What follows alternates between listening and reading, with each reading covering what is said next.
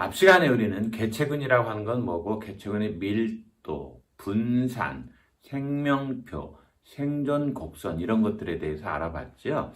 근데 어떤 생물들은 순식간에 시간에 따라서 폭발적으로 지수함수적으로 팍 증가하는 그런 생물의 집단이 있는가 하면, 또 어떤 생물들은 어느 정도 증가하다가 멈추는 그런 것들이 있습니다. 이걸 생물학에서 개체군들이 어떻게 변해가는가, 그런 동태들을 펼치는 약간의 함수를 적어서, 수학적인 함수에 의해서 어떻게 생물들이 개체군의 생장이 조절이 되는가, 이런 것들에 대해서 알아보도록 하겠습니다. 이번 시간에는 개체군의 생장에 대한 가능한 두 가지 모형에 대해서 이야기를 하려고 합니다. 자, 첫 번째 먼저 생각해 보도록 하겠습니다. 여기서 지수적 모형이라는 용어를 썼잖아요. 지수적 모형. 지수적 모형은 제약이 없는 이상적인, 제약이 없다 이 말이에요. 아주 아이디어한 이상적인 환경 속에서 개체군 생장을 기술한다 그랬어요. 자, 이게 무슨 말입니까? 한번 봅시다. 모든 생물 개체군들은 자원이 풍부할 때 그 크기가 매우 팽창할 수 있는 포텐셜 잠재력을 지닌다 그랬어요. 자, 이런 거 한번 생각해 봅시다. 개체군의 증식의 원동력을 우리가 이해하기 위해서는 아주 이상적인 실험실 조건 하에서 20분마다 한 번씩 분열하는 세균 한 개체를 한번 생각해 봅시다. 20분 후에는 2마리가 되겠죠? 40분 후에는 4마리가 될 것이고 60분 후에는 8마리로 늘어날 것이에요. 만약 이런 속도로 증식이 계속되고 죽지 않는다면 단지 36시간 만에 30cm 두께로 전 지구를 덮기에 충분할 정도로 늘어날 거예요. 무제한 생장은 자연계에서는 사실 그리 오래 지속되지 못해요. 왜냐하면 개체군이 생장함에 따라 개체들은 늘어난 만큼 더 적은 자원만을 얻을 수 있기 때문이죠. 그럼에도 불구하고 생태학자들은 개체군이 얼마나 빠르게 성장할 수 있는지, 그리고 어떤 조건에서 빠른 성장이 실제로 일어나는지를 알기 위해서 이상적이고 아주 제한이 없는 무제한적인 환경들에서의 개체군의 생장을 연구하고 있습니다. 제약이 없는 이상적인 환경에 사는 몇 개체로 이루어진 가상의 개체군을 한번 생각해 봅시다. 이런 조건에서는 개체들이 에너지를 얻고 그 다음에 자라고 생식하는 능력에 외부의 제한 요인이 작용하지 않아요. 그 개체군은 매번 출생을 하겠죠. 또 이입이 되겠죠. 다른 지역으로부터. 그걸로 출생과 유입된 개체, 즉 이입에 의해서 크기가 증가할 수 있고, 또는 사망이라든가 유출된 개체로 인해서 감소할 수가 있습니다. 감소 요인, 증가 요인. 그런데 이제 이 관계를 이제 수학적인 기호로 한번 나타내 보면, 만약에 개체군의 크기 n이라고 하는 개체군의 크기가 있고, 그다음 t가 시간을 나타낸다면은, 그리고 만일 유입과 유출이 무시할 수 있을 정도라면, 결국 이걸 무시한다고 가정을 해보면 이 개체군 크기의 변화를 결정하는 것은 바로 출생과 사망이겠죠, 그죠? 그래서 시간에 따른 개체군의 변화를 보면은, 즉 델타 t분의 델타 n을 보면은 주로 출생 개체수하고 사망 개체수에 의해서 이 동네의 개체당 증가율은 결정이 될 겁니다. 예를 들어서 1000개체로 이루어진 개체군에서 연간 34개체가 출생한다면 연간 개체당 출생률은 34 나누기 1000, 그래서 0.034 정도 돼요. 어떤 개체군이. 만약에 개체당 출생률이 0.034이고 그 다음에 이 개체군의 크기가 500개체였다. 어느 집단의 개체군의 크기가 500개체였다. 라고 한다면은 기본적으로 연간 17마리 정도의 17개의 개체군이 증가할 겁니다. 연간 17개의 개체군이 증가할 거예요. 이런 식으로 예측을 해 나가는 거죠. 그죠? 자, 그래서 실제로 이제 이런 일은 잘 벌어지지는 않지만 그래도 이상적인 조건이라고 얘기했으니까 그걸 이제 단순화시키면은 더 수학적으로 단순화시키면은 어떤 걸 생각해 볼 수가 있냐면은 그 개체당 증가율을 스몰 r이라고 한다면은 이 r 값은 주어진 개체군의 생장 즉 0보다 크면 생장이 일어날 것이고 0보다 작으면은 감소가 일어나겠죠. 그죠? 0보다 작으면 R 값이. 그래서 이걸 가지고 개체군 만약에 R과 그 R 값이 그 제로 개체군 생장한다 그러면은 R이 0일 경우, 즉 생장률이 0이라는 얘기죠. 그죠? 그럴 경우는 어떻게 나타날까를 본 게 소위 지수적 생장이라는 용어를 쓰고 있습니다. 지수적 생장은 기본적으로 어떤 조건? 이상적인 조건에서만 얘기하는 겁니다. 그래서 이상적인 조건에서 개체당 증가율이 최대로 될 때 순간적인 생장이 최대로 표시되는데 종의 개체는 이런 식으로 표현할 수가 있습니다.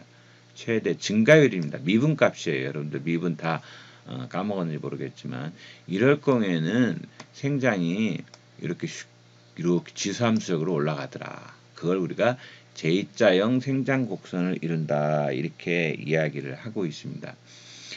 그런데 이제 최대 증가율이 일정해도 개체군은 그 크기가 작을 때보다 초기 값이 크면은 단위 시간당 더 많은 개체들을 축적하는 것을 알 수가 있습니다.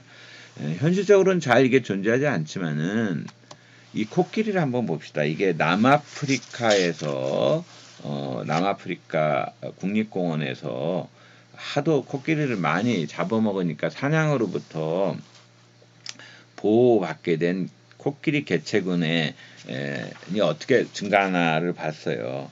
그러니까 일반적으로 지수적 생장의 J자형 생장 곡선은 개체들이 새로운 환경으로 도입되거나 재해에 의해서 그 수가 아주 급감했던 개체 수가 다시 회복되는 개체군에서 주로 나타나는 그런 특징인데, 자, 사냥을 금지시키고 60여 년간 이렇게 조금 올라가서 나중에 폭발적으로 올라가는, 그죠? 지수적 생장을 일으켜요. 결국 이렇게 되면 결국 이렇게 증가한 녀석들이 거꾸로 뭐예요? 먹이 공급 경로가 좀 어려워지고 그럼 굶주림이 발생하겠죠. 그럼 개체군 생장은 멈추게 되겠죠. 그러나 지속적으로 보존하기 위해서 먹이를 공급해주고 서식지를 잘 확보해 준다면은 아주 이렇게 올라갈 수 있는 것을 알 수가 있습니다. 자, 이거는 J자형 생장 곡선, 즉 지수형 모델이라고 얘기할 수가 있습니다. 아주 이상적인 조건이죠. 잘 뒷받침해주는. 그러나 현실의 세계에서는 그렇지 않은 경우들이 참 많아요. 그걸 우리가 로지스트형 생장 모형이다 이렇게 얘기해요. 앞에는 뭐야? 지수형 생장 모형이었고 로지스트형 생장 모형에서는 개체군 생장이라고 하는 것 자체가 그 개체들이 살고 있는 환경이 얼마만큼 수용할 수 있느냐라고 하는 환경 수용 능력에 따라서 좌우되는 걸 알 수가 있습니다. 그러니까 조금 전에도 얘기했지만 지수적 생장 모형은 이 세상에 결코 대체로 있을 수가 없어요. 그래서 지수적 생장 모형은 또 오랫동안 지속될 수도 없습니다.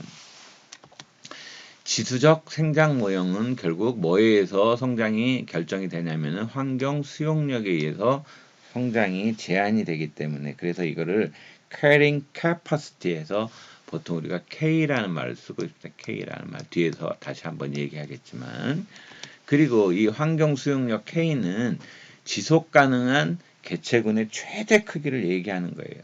환경 수용력이 최대로 여기까지는 수용할 수 있다 이런 얘기죠. 이 환경 수용력에 의해서 제한이 된다라는 말은 예를 들어 볼게요. 그 환경 수용력 자체는 원래 이제 고정되어 있는 것은 아니고요.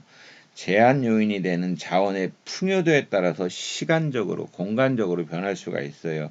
에너지 문제, 은신처의 문제, 포식자로부터의 도피처, 토양의 비옥도, 물, 그리고 적당한 보금자리, 이 모든 것이 이 환경 수용 능력, 즉 제한 요인이 될 수가 있어요. 예를 들어 볼까요? 박쥐라고 하는 걸 생각해 봅시다. 박쥐. 박쥐에 대한 환경 수용력은 날아다니는 곤충들이 많이 모여 사는 서식지에서는 더 높겠죠. 그렇지만은 아무리 먹이가 많더라도 적당한 만약에 피신처가 없다면은 그런 서식지에서는 마구 늘어나지는 않을 거예요. 결국은 이제 과밀화라든가 자원의 한계는 결국은 개체군 생장률에 아주 심대한 영향을 끼치게 되겠죠. 그죠? 자, 만약에 뭐 과밀화로 인해 질병이나 예를 들어 바이러스 질환에 걸린다거나 이랬을 경우 또는 기생충이 더 증가한다거나 그러면은 개체당 사망률도 증가하겠죠. 그죠? 예, 그러니까 이런 영향들을 받더라. 그렇게 해서 나온 모형이 지금 얘기하고 있는 로지스터형 생장 모형입니다. 결국 제한된 자원의 풍부도에 따라서 다양하게 나타날 수 있다라는 걸 의미하는 겁니다. 자, 이거를 이제 수학적으로 한번 풀어 보려고 합니다. 그러니까 그전에는 이것만 있었잖아요. 이것만 RN만. 예. 그 이제 이거는 그 순간인 거고 앞에서는 max라는 말을 여기다 표현했는데 뭐 같다고 보시면 돼요. 이럴 때에 이 환경 수용력 K 값에 따라서 요게 하나 아까 지수형 생장에서 요게 하나 더 붙어진 거잖아요. 지금 그죠? 그래서 만약에 이 개체군의 집단이 환경 수용력이 보다 엄청 작다 그러면 이 자체가 1이 될 거예요. 그러니까 지수 생장을 가져오게 되겠죠. 근데 만약에 n이 커지면 커질수록 결국에는 이 뒷값이 작아진다는 얘기죠. 그죠? 그래서 n이 커져 자원이 한정적일 때는 결국 이게 만약에 이퀄이 되면은 이게 0이 되는 거죠. 그죠? 0에 접근하고 그래서 개체당 증가율도 감소할 것입니다. 그래서 이런 뒤를 집어넣은 걸 로지스터형 생장 곡선이다라고 얘기를 하고 생장 모형이다 이렇게 얘기하고 그렇게 나타나는 것을 이제 그림으로 표현하는 게 바로 요겁니다.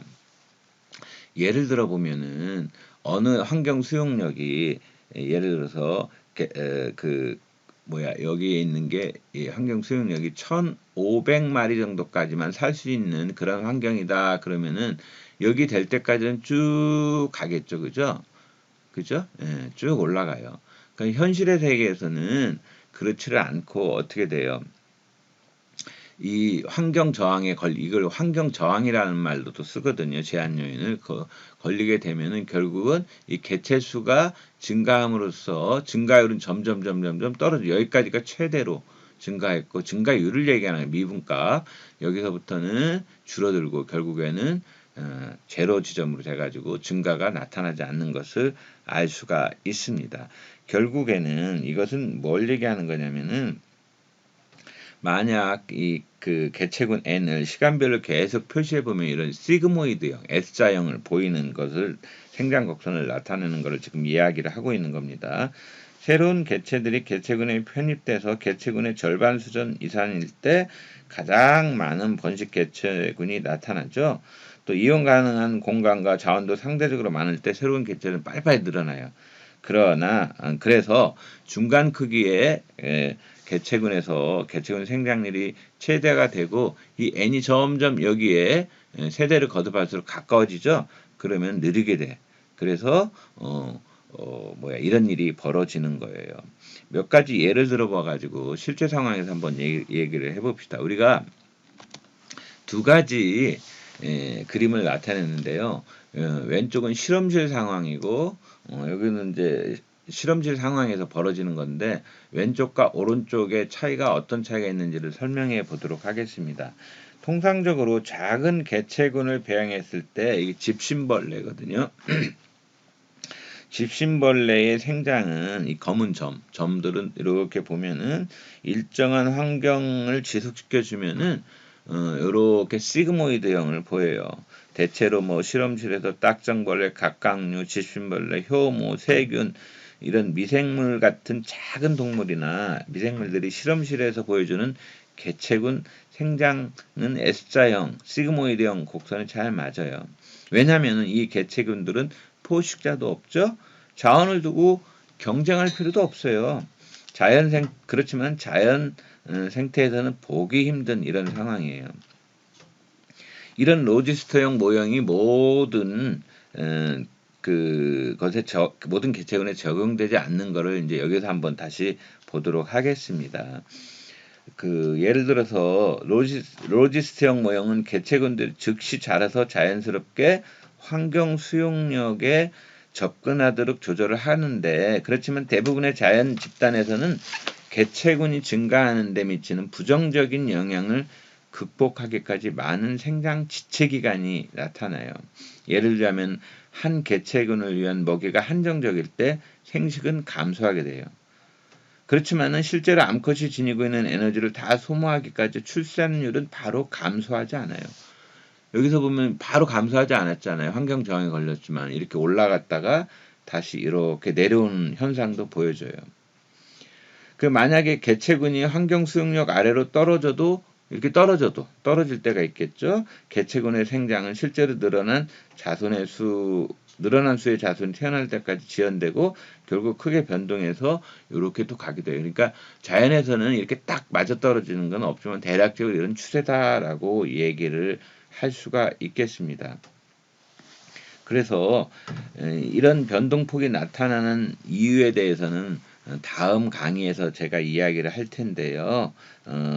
여기서는 뭐 이렇게 자연에서는 쉽게 시그모이드형이나 J자형 같은 경우는 아주 이상적인 거였고, 물론 이제 J자형보다는 이 로지스트형 모형이 자연은 좀 더 가깝긴 하지만 딱딱 맞아떨어지지는 않는다라고 하는 것을 같이 생각할 수 있도록 해봅시다. 그래서 항상 맞지는 않는다. 환경 수용을 아까 물벼룩의 예처럼 오버하기도 하고, 또 환경 수용력 아래에서도 생장이 지연되기도 해요.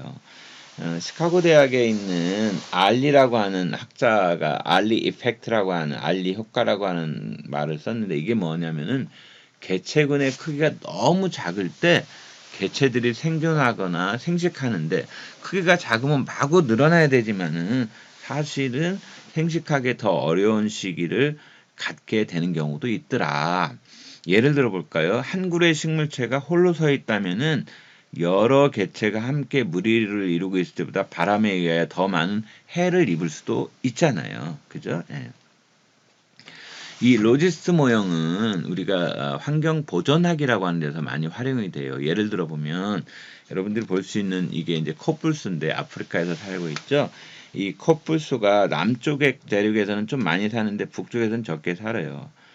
근데 이제 복원도 해야 되고 혹은 너무 많이 살면은 조절도 해야 되잖아요. 그래서 이 로지스트 모형이 그런 데 적용이 되는 거예요. 즉 로지스트 모형은 개체군이 어떻게 생장하는지 생각하기 위한, 그리고 보다 복잡한 모형을 만들기 위한 하나의 출발점일 뿐이에요. 거기서부터 생각을 한다는 뜻이에요. 시발점이라고 이렇게 얘기하죠. 이 모형은 보존 생물학에서 한 특정 개체군이 작은 개체군으로 전락을 해버린 후에 얼마나 빨리 그 수가 증가하게 되는지를 평가를 할 때에 이 수식을 동원할 수가 있겠죠. 그 다음에 물고기라든가 야생동물의 개체군에서 지속 가능한 포획 정도, 마구 잡으면 안 되잖아요. 그래서 어느 정도 일정 개체수를 유지하면서 포획을 해야 되니까 그러한 것들, 지속 가능한 포획 정도를 추정하는데 유용합니다.